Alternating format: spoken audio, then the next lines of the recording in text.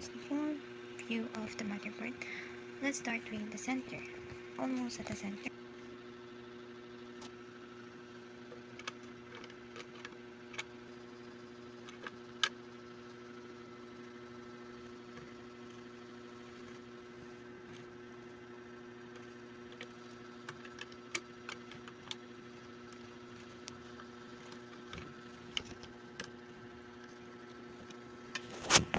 That is the CPU socket. Now this is the heatsink for the fan. Nakalagay siya sa top. Diyan siya nakalagay. And then this one, yung mga holes, syempre, lagay ng screw ng fan.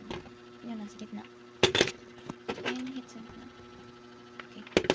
Now, next is, unahin natin yung back panel, yung I/O controllers. This one is the for audio, and this is for LAN port. This is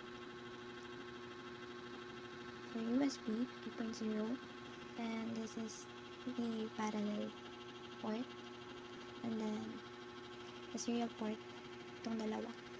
And this one is the last one in this back panel is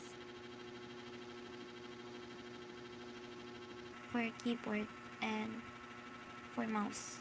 Itong yan, tawag din is PS2. So now let's move to eto. This one is the for 8x pin, and kapartner na is itong 24 pin connector. 24. And yung power connector silang dalawa. Power connector. And then the other, itong lagay ng battery, that's CMOS. Ito, supposedly nandito yung video card, ito yung AGP. Ito, PSI Express. Ito, jumper. This is the connector.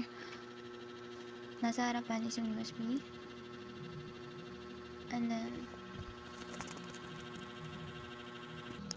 pinaglalagyan ng RAM is yung memory slot, or tinatawag na